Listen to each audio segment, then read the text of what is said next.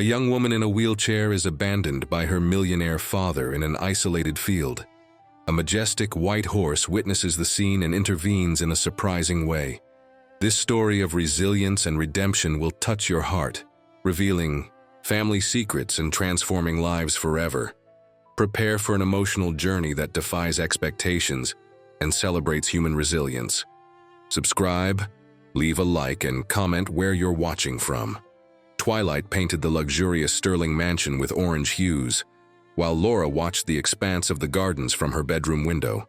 The 28-year-old woman adjusted the blanket over her still legs, her delicate fingers stroking the fabric with the same softness she had once dreamed of using, to stroke the manes of the horses that galloped free in the fields beside the estate.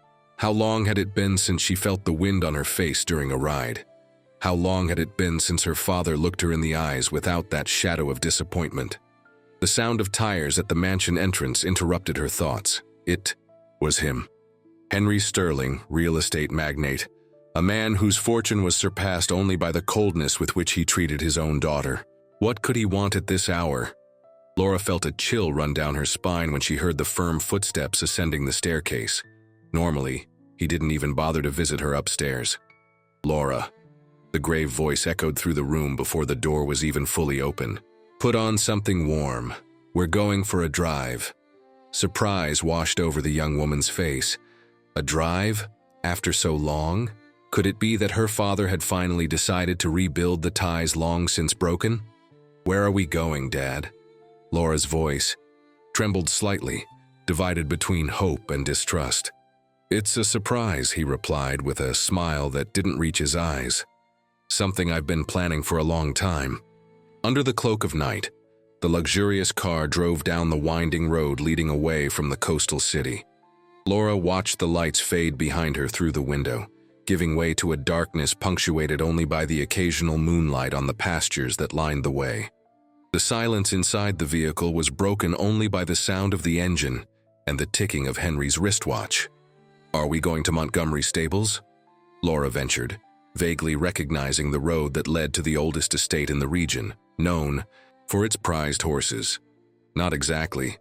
The dry response cut short any attempt at dialogue. The car finally stopped in an isolated area, surrounded by open fields. There were no buildings in sight, just endless pastures under the starry sky. Henry turned off the engine and got out of the car without a word. Laura felt her heart race when he opened the passenger door and, without any explanation, began to take her wheelchair out of the trunk. Dad, what are we doing here? Laura's voice was now filled with apprehension. I always wanted a perfect daughter, you know, he began, as he adjusted the chair beside the car. An heiress worthy of the, empire I built. But what did I get? A liability who only causes me embarrassment and expense. The words hit Laura like a physical blow. That man, her own father, spoke of her as if she were a failed investment, a defective object. Tears began to form in her eyes, but she refused to let them fall. She wouldn't give him that satisfaction. With abrupt movements, Henry transferred Laura to the wheelchair and began to push her into the field. The uneven ground made the chair shake violently, and Laura had to hold on tight to keep from falling. Where was he taking her? In that darkness, that isolation? Dad, please, take me home, she pleaded, trying to look back at the hardened face that refused to meet her eyes. Don't you understand, Laura? I'm giving you a new home, a place where you won't be a burden to anyone anymore. Terror grew in Laura's chest when she realized they were approaching an area where the ground looked disturbed. A grave. Her father had dug a grave. The reality of the situation hit her with full force, tearing a desperate scream from her throat. Dad, no, please! Henry stopped the chair abruptly at the edge of the hole dug in the ground. His breathing was rapid, not from physical exertion, but from the determination that consumed him. Do you know why I chose this place, Laura? Because no one will come looking for you here. No one cares. Your mother is too busy with her travels to remember she has a daughter. Your brother is too obsessed with his career to ask questions. And I'll finally be free to start over, without the burden of a daughter who never met my expectations. The stars silently witnessed that terrible scene, but they weren't alone. In the distance, Almost invisible in the darkness, a white shape watched. A majestic horse whose light coat reflected the moonlight remained motionless, like a silent sentinel. "Are you going to kill me, Dad? Is that it? Your own daughter?" Laura found the courage to face the man who had given her life and now seemed determined to take it. "Kill?" Henry laughed, a cold, hollow sound devoid of any real emotion. "I won't be the one to dirty my hands, Laura. It will be time, the cold, the hunger. Nature will do the work for me." With a sudden push, he shoved the chair, causing it to topple at the edge of the grave. Laura fell onto the damp earth, feeling the impact on her body, a body that, below the waist, could not transmit physical pain, but which in every cell felt the pain of betrayal. "Goodbye, Laura. Maybe in another life you'll be perfect." Those were his last words before he turned his back and walked towards the car, leaving behind his daughter, cast aside like a discarded object on the cold ground. The sound of the engine faded in the distance. Laura was alone, or so she thought. Tears now streamed freely down her face, mixing with the earth where her own father had abandoned her to die. But something was moving in the darkness, a soft sound of hooves approaching slowly. The magnificent white horse appeared like an apparition, its dark eyes fixed on Laura's fallen figure. The animal approached cautiously, lowering its head until it almost touched the young woman's face. For a moment, the world seemed to hold its breath, human and animal, connected by something indefinable, deeper than words, truer than the ties of blood which had been so cruelly broken minutes earlier. Laura extended a trembling hand, touching the horse's soft muzzle. "Are you alone too?" she whispered, feeling a strange peace amidst the despair. The animal snorted softly, as if in response. And then, something extraordinary happened. The horse lowered itself, lying down beside Laura, offering the warmth of its body against the night's cold. And there it remained, an unlikely sentinel, an unexpected guardian. Who could have imagined that that night of abandonment would be the beginning, not the end? That grave, prepared to be a tomb, would become the cradle of a rebirth. Morning arrived with the softness of a promise kept. Laura awoke enveloped by the warmth of the large animal which had remained by her side throughout the night. Her eyes stung from the tears shed, but something new inhabited her chest, a determination that knew no bounds. "We need to get out of here," she murmured to the horse, which stood up as if it understood every word. Laura dragged herself across the ground, using the strength of her arms to reach her overturned chair. The horse watched attentively, moving around her with surprising delicacy for an animal of its size. After an effort that seemed to last an eternity, Laura managed to set the chair upright and, with even more effort, hoist herself back into the seat. The sun was already high when she finally managed to orient herself. She was in the fields belonging to the Montgomery family, business rivals of her father. There was a cruel irony there. Henry had abandoned her on his adversary's land as a final insult. The white horse walked calmly beside the chair as Laura made her way across the uneven ground, seeking the main road.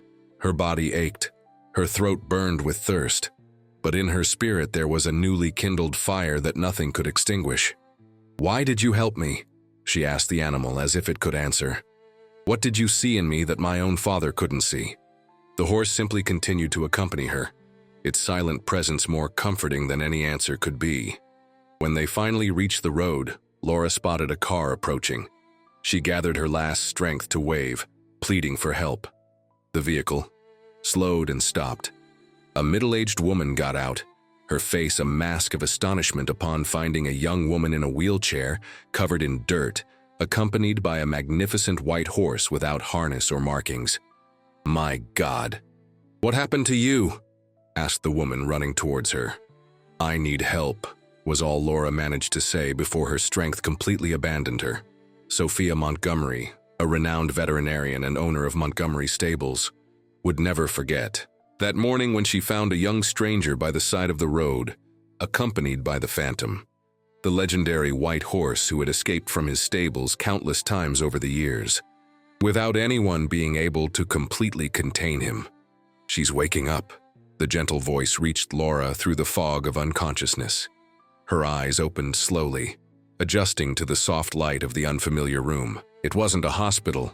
The wooden walls, the rustic and elegant furniture, the smell of hay and leather indicated another kind of place. Where am I?" she asked, her voice still weak. "At Montgomery Stables," Sophia replied, sitting beside the bed. "I'm Sophia Montgomery. I found you on the road this, morning." The memories returned in an overwhelming wave. The night drive, the cruel words, the abandonment, the grave, the white horse. "Phantom," Laura murmured. "The white horse." Sophia raised her eyebrows, surprised. "You know the Phantom? He was with you when I found you." "He saved my life," Laura said, feeling the tears return. "My father, he left me to die in a grave. On your land. The horse stayed with me all night, kept me warm." Horror was etched on Sophia's face. "Your father abandoned you. My God, we need to call the police." "No!" The vehemence in Laura's voice surprised them both. "Not yet. He's Henry Sterling. No one would believe me against him." Recognition shone in Sophia's eyes. "Henry Sterling? The real estate magnate? You're Laura Sterling?" Laura nodded, feeling the weight of her surname like a burden. "The imperfect daughter. The one who was born healthy but at 16 fell off a horse and lost the use of her legs. The family shame." Sophia took Laura's hands in hers, her eyes conveying an understanding the young woman hadn't seen in years. "No one is imperfect, Laura, just different. And what your father did, it's unforgivable." "Where is my chair?" asked Laura, feeling strangely vulnerable without it. "I had it cleaned and repaired. It was quite damaged. But don't worry, I have one you can use in the meantime." "Why are you helping me?" "The Montgomerys and the Sterlings have been rivals for decades." Sophia smiled, a warm smile that reached her eyes. "Business rivalries are for men who lack the imagination to be friends. Besides," she paused, looking out the window towards the stables, "anyone the Phantom chooses to protect deserves a chance." Thus began the new life of Laura Montgomery, as she would come to introduce herself. Sophia offered her not just shelter, but purpose. Montgomery Stables wasn't just a breeding center for prized horses, but also housed an equine therapy program for children and adults with physical disabilities and special needs.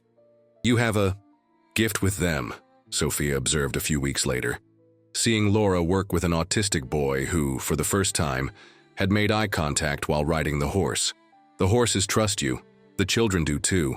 They don't see the wheelchair," Laura replied with tears of gratitude in her eyes. "They only see what I can offer."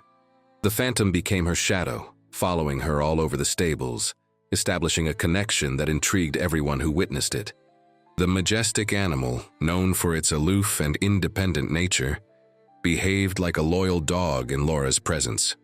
"I've never seen anything like it," commented Michael, the oldest stable hand at the stables. "It's like he understands her." "Maybe he does," Laura replied, stroking the animal's white mane. "Maybe he knows what it's like to be different, to be feared for his strength, admired from afar, but never truly accepted." Meanwhile, at the Sterling mansion, Laura's absence had been noticed, but not in the way one might expect. Henry had simply announced that his daughter had decided to travel to Europe for experimental treatment. The lie had been easily accepted. After all, who would question such a powerful man? Only Charles, Laura's older brother, seemed bothered by his sister's sudden departure. "He didn't say goodbye," he commented during dinner, watching his father's reaction carefully. "Didn't even leave a contact number." "Your sister has always been dramatic," Henry replied, calmly drinking his wine. "Give her time. She'll soon be begging to come back." But Laura wouldn't beg. In the months that followed, she became an integral part of Montgomery Stables and its equine therapy program. Her nights, however, belonged to a newfound passion: painting. With the hands that had become strong enough to compensate for her immobile legs, she captured the essence of horses on canvas: their strength, their freedom, their nobility. "You should exhibit these works," Sophia suggested one evening, watching in wonder the portrait Laura had painted of the Phantom. "There's a rare talent here. Who would buy the art of a stranger?" Laura smiled, but the seed had been planted. The opportunity arose when the City Hall announced an arts festival to celebrate the city's anniversary. Sophia entered Laura's works without her knowledge, using only her first name as a signature. You did what? Laura was torn between shock and gratitude when Sophia told, I gave the world a chance to see your talent, Sophia replied with a smile. Besides, it's already done. 3 of your canvases were accepted. The festival attracted visitors from across the region, including the social elite the Sterling family belonged to. It was Charles who first recognized the unique style of the Boixy paintings exhibited in the new talent section. There was something familiar in those brushstrokes, in the way the artist captured the movement of the horses, as if she herself knew what it was like to long for physical freedom. Following an unexplained impulse, he sought out the event coordination. Who is the artist named Just Laura? He asked, pointing to the canvases that had mesmerized him.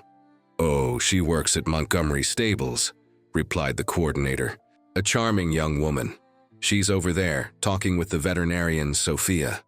Charles felt the world spin beneath his feet when he saw his sister, alive, smiling, surrounded by people who treated her with genuine respect. Laura, whom his father had said was in Europe. Laura, whose absence had left an unexplained emptiness in his life. Laura. His voice was barely a whisper when he finally managed to approach. She turned, the smile freezing on her lips upon recognizing her brother. For a moment, fear washed over her face. Was he here on their father's orders? Had he come to finish the job Henry had started? Charles, she finally replied, her voice steady despite the whirlwind of emotions. You're here, he said, the words coming out awkwardly. Dad said you were in Europe, and you believed him. It wasn't a question, but a statement. What happened, Laura? Why did you run away without saying anything? The laugh that escaped Laura's lips was filled with a bitterness that Charles would never associate with the gentle sister he knew. Run away? Is that what he told you? That I ran away? Laura, Sophia intervened, placing a protective hand on the young woman's shoulder. Maybe we should talk somewhere else.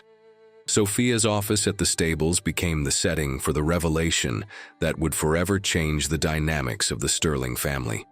With a calm that surprised herself, Laura told her brother what had really happened that night. The drive, the abandonment, the grave, the horse. Charles's initial disbelief gave way to deep horror, and then to a rage he had never felt before. I'll kill him, he murmured, his hands trembling. I swear I'll kill him. No, Laura's voice was soft but firm. Violence isn't the answer, Charles. It never was. How can you say that, after what he did to you? Because I understood something in these past months. Laura moved her chair to the window, from where she could see the phantom grazing peacefully. There's a difference between justice and revenge, and there's also a difference between forgiving and forgetting. I won't forget what our father did, but I won't let the hatred for him define who I am or what I can become. Charles watched his sister with new eyes. Where was the fragile girl he thought needed protecting? In her place, he found a woman of extraordinary strength, whose resilience made his own seem insignificant. What do you want to do then? I want to continue my work here, Laura replied. With the equine therapy, with my paintings, I want to build a life that is mine, not defined by his rejection. What about Mom? She believes you're in Europe. She's suffering. Laura hesitated. Helen Sterling had been an absent figure for so long, always involved in her social causes, in her travels, in everything, except in the life of the daughter who needed her. Tell her the truth, she finally decided. Let her choose which side she wants to be on. Charles's revelation caused the expected earthquake in the Sterling family.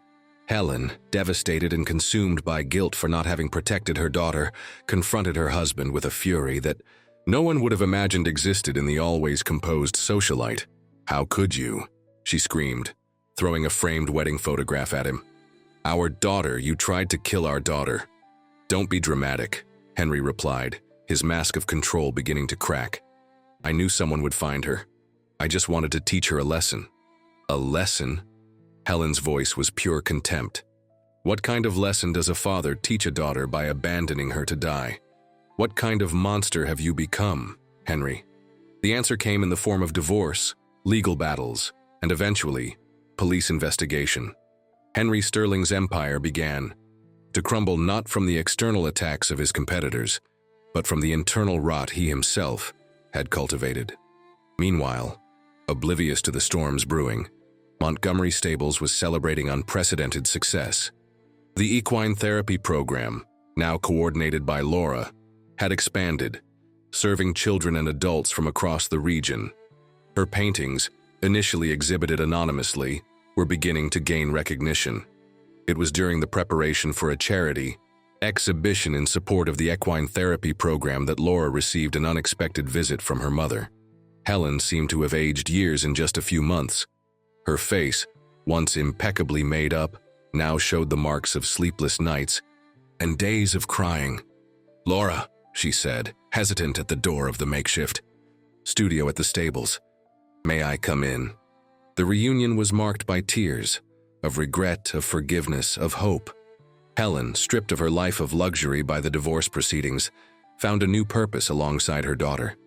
Her social and organizational skills, once directed towards empty charity galas, now served a real cause. "I never imagined I'd find peace in a place like this," she confessed to Laura, as they watched the sunset together over the fields where the horses grazed. Far from the jewels, the designer dresses, the fake smiles. "Sometimes we need to lose everything to discover what truly matters," Laura replied, holding her mother's hand. The phantom approached, his majestic figure standing out against the reddish sky. The animal, who continued to intrigue everyone with his devotion to Laura, seemed to approve of the reconciliation. "He still scares me a little," Helen admitted with a shy smile. "He's so big, so intense." "He sees people's souls," Laura said, reaching out to stroke the animal's muzzle. "At first, he scared me too. Now I understand what he taught me. That true freedom isn't in being able to run through the fields, but in choosing your own path, regardless of limitations." The night of the charity exhibition arrived, transforming Montgomery Stables into a center of culture and elegance. Laura's works, exhibited under her full name for the first time, Laura Sterling Montgomery, a tribute to Sophia who had taken her in as a daughter, were the center of attention. Portraits of horses in motion, of children smiling during equine therapy sessions, and, most impressive, a series of canvases dedicated to the phantom, capturing the animal's wild and noble essence. Among the guests, mingling uncomfortably with the high society who now avoided him, was Henry Sterling. His presence had been a surprise to everyone, especially for Laura. "What's he doing here?" asked Charles, tense upon seeing his father. "I invited him," Laura replied, causing astonishment in her brother and mother. "There's something he needs to see." The crucial moment of the night was the unveiling of the exhibition's main piece, a large-scale canvas that had remained covered until then. When the fabric was removed, a murmur went through the crowd. The painting showed an open grave under the moonlight. Beside it, an overturned wheelchair, and emerging from the darkness, a magnificent white horse whose light seemed to push back the shadows, offering not just warmth, but redemption. The title was simple: Rebirth. Laura's eyes met her father's across the crowd. For a moment, she saw something she had never witnessed before: shame. Not the superficial shame of being exposed, but the deep shame that comes from recognizing one's own errors. Henry approached slowly, stopping before the canvas that immortalized his most terrible act. "Why?" he asked, his voice hoarse. "Why invite me to see this?" "Because I wanted you to know that your attempt to destroy me not only failed, but rebuilt me," Laura replied, her voice steady despite the tears threatening to fall. "This canvas isn't about you, Dad. It's about me. About the horse that saved me when my own blood abandoned me. About the family I chose when the one I was born into rejected me." A powerful neigh interrupted the moment. The phantom, normally kept in the stables during events, had somehow escaped and now entered the exhibition hall, causing a mixture of astonishment and fear among the guests. The majestic animal walked directly to Laura, ignoring the muffled gasps and the stable hand's attempts to contain him. He stopped beside the wheelchair like a silent guardian. "See this horse, Dad?" Laura stroked the white mane, feeling the animal's strength and gentleness. "He taught me that we don't need legs to stand tall. We need heart, something you seem to have lost a long time ago." Henry looked at the large animal, whose protective stance beside Laura was impossible to ignore. Something broke inside him, perhaps the last trace of the wall he had built around his heart. I don't know what to say," he murmured, suddenly, looking much smaller than the imposing businessman everyone feared. "You don't need to say anything," Laura replied, a surprising calm in her voice. "Just listen. Listen to what the silence has to say about your choices, about mine, about the paths that brought us here." In that moment, under the gaze of hundreds of people, a different kind of rebirth occurred. Not Laura's. That had already happened months before, on the night a white horse decided to stay by her side. It was the beginning of Henry Sterling's redemption, a man who had lost everything, his family, his reputation, much of his fortune, but who now, confronted with the greatness of spirit of the daughter he had tried to destroy, found a small seed of humanity within himself. The weeks that followed the exhibition brought changes that no one could have predicted. Henry, removed from the company he founded by decision of the board of directors, found himself in a limbo between his past power and an uncertain future. It was Charles who, surprisingly, reached out to his father. "I'm not doing this for you," he made clear. "I'm doing it for Laura, because she taught me what true strength means." Slowly, painfully, Henry began to rebuild bridges that he himself had burned. He donated a significant portion of his remaining assets to the equine therapy program, not as an attempt to buy forgiveness, but as recognition of the value of the work his daughter was doing. "I never thought I'd see you here voluntarily," Sophia commented one afternoon, watching Henry work silently on stable maintenance. "Neither did I," he admitted, "but the alternative was to keep being who I was. And I realize now that that person, he was as empty as the grave where I left. My daughter." Time, the great teacher, continued its course. A year had passed since the night of the abandonment. Laura, now a recognized artist and the coordinator of one of the most respected equine therapy programs in the country, had built a life she never in her most optimistic dreams would have imagined. Montgomery Stables, under the joint direction of Sophia and Helen, had expanded, becoming not just a breeding center for elite horses, but a space of healing and connection. Charles had abandoned his corporate career to follow his passion for documentary photography, documenting the impact of the equine therapy program on the lives of people with disabilities, creating awareness, and inspiring changes in perspective wherever his images were displayed. And Henry? He would never fully recover what he had lost, neither in material terms nor in his family's trust. But, in Laura's words, he had begun digging his way out of his own grave. The phantom continued to be Laura's inseparable companion, her protector, her silent confidant. The bond between them remained a mystery to everyone, except perhaps for Sophia, who once commented, "Some animals see beyond appearances. They respond not to what we are on the outside, but to what we carry within." On the exact morning of the EEI anniversary of that terrible night, Laura asked Charles to take her to the place of the abandonment. Henry, after initial hesitation, agreed to accompany them. Helen chose to stay at the stables. There were ghosts she wasn't ready to confront yet. The field was different in the daylight, less threatening, more peaceful. The grave had been filled months ago, by Sophia's order when Laura had told her its exact location. In its place, wildflowers now grew, a silent memorial for the death of one life and the birth of another. Laura watched her father walk to the spot, kneel, and touch the flowers with trembling hands. Charles, a few steps away, captured the moment with his camera, not as an exploitation of pain, but as documentation of a human journey in all its complexity. The sound of hooves announced the arrival of the phantom, who had once again escaped from his stable, as if he knew exactly where to find Laura. The animal approached Henry cautiously, who remained motionless, his eyes fixed on the flowers that danced in the breeze. "He feels your regret," Laura said, watching the horse stop beside her father. He always knew more about all of us than we imagined. Henry slowly raised his hand in a hesitant gesture of approach. For a moment it seemed the phantom would recoil, but then, to everyone's surprise, the majestic animal lowered its head, allowing the touch. "Forgive me," Henry murmured, tears now streaming freely down his aged face. "I don't deserve it, but even so, forgiveness isn't something you earn," Laura replied, her voice carrying hard-won wisdom.